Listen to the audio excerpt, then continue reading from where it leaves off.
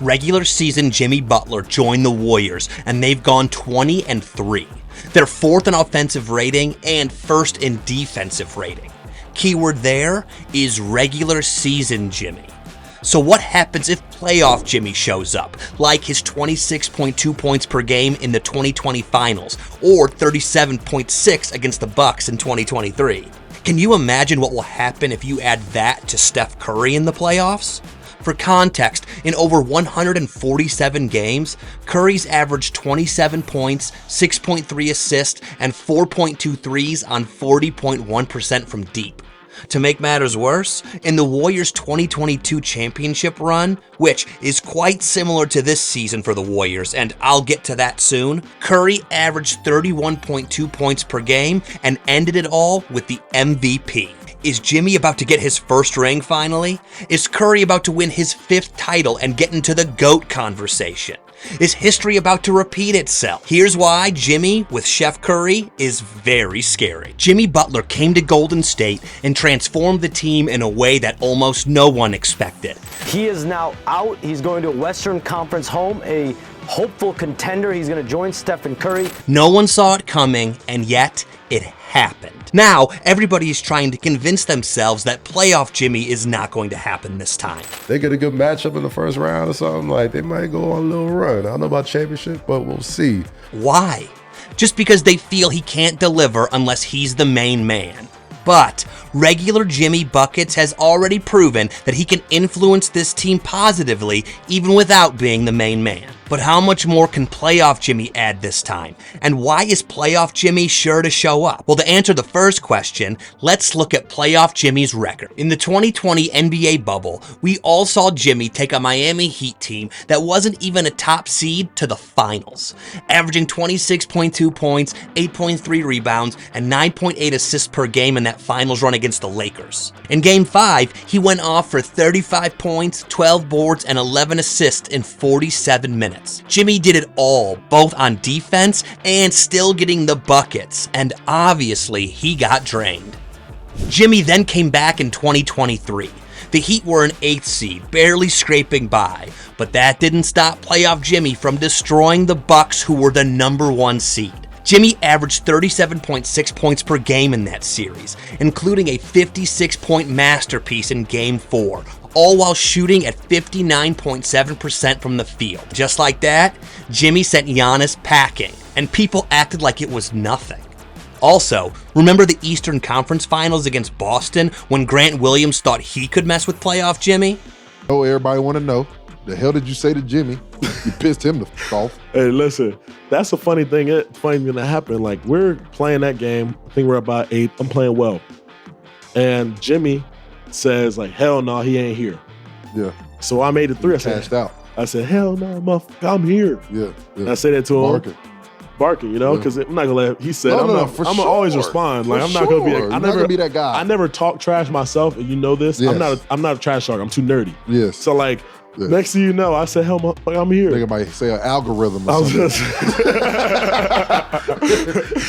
That might be his comeback. So next thing you know, that happens. The next play, Jimmy, hezzy, boom, boom, stop, pivot, and one. Yes. And he said, "I'm here too, motherfucker." And so I'm like, we're going back and forth. Cause like me, I'm not backing down. Like that's kind of what we were missing in that series. They were punking us the entire time. Same thing happened to Al Horford here. Butler averaged 24.7 points per game that series, shooting 48.8%, and led Miami to the finals again. This is a player that couldn't get the ring in 2020 basically because he didn't get any help. But 5 years later, he's with Steph Curry and Draymond Green. So, what should we expect? Since Kevin Durant, the Warriors have always relied on Curry to get things done. But since Jimmy, Golden State is now plus 9.9 points per 100 possessions, compared to negative 2.9 before the trade. One of the things Jimmy's brought to the Warriors that they've been lacking is someone with a free throw game. In his first 8 games with Golden State, he's averaged 9.2 free throw attempts per game, which is way more than Andrew Wiggins ever did in that role. He's been to the line 74 times already, knocking down 85% of them. Now, that's not just points, it's wearing down defenses, slowing the game down, and giving Steph some time to rest. But unlike most players that join the Warriors, the defense is also getting help. Jimmy's a lockdown guy. He's averaging 1.6 steals per game since joining, and his on-ball pressure is forcing turnovers left and right. But the best part of this is Jimmy's physical, grinded-out style, which is just perfect for Steph Curry's shooting. You see, Butler's out there bullying his way to the rim, drawing doubles and setting screens that leave Curry wide open, and you know what that means. It means Steph's numbers have jumped from 43.1% shooting to 47.8%. Plus, Curry's canning 5 threes a game now. Then what if playoff Jimmy doesn't show up this time? After all, this is a very different team. Or is it? What if I told you that this current Warriors squad feels a little like those Miami Heat teams Jimmy led back in 2020-2021 and 2021-2022, just better? In 2020, Butler was basically the Heat culture then. He had Bam Adebayo as Robin with 15.9 points, 10.2 rebounds. Then he also had Tyler Hero, a young spark off the bench, dropping 16 points per game with a quick trigger, kind of like Buddy Hield. The Miami Heat also had Duncan Robinson to stretch the floor, with 11.7 points on 40% from deep. Think Jonathan Kuminga now, though Kuminga's more athletic and better. Then there was Goran Dragic, who was averaging 19.1 points then. Now, Jimmy has Steph Curry playing that role. But not only is he a better player, but even regular Jimmy makes Curry better. During the 2023 Heat playoff run, Butler basically carried the team, but he had some little help from Bam, who averaged up to 17.9 points. Hero missed most of the games while role players like Caleb Martin were able to step up occasionally, like his 19.3 points against Boston. Players like Max Strus shot 38.2% from 3, mirroring Buddy Hield's floor spacing role. But then, the comparison gets clearer when you look at the play styles. For instance, the 2020 Heat were gritty, physical, and switch-heavy with a top-tier defense. And that's the same with the Warriors. They are number 1 in defensive rating since Butler's debut. They've got Miami's toughness with a sprinkle of Draymond Green's psycho. Then, there's Golden State's motion flair thanks to Curry's gravity. You see, both 2020 and 2023 Heat teams thrived on hustle. The Warriors have that, plus their elite shooting and pace.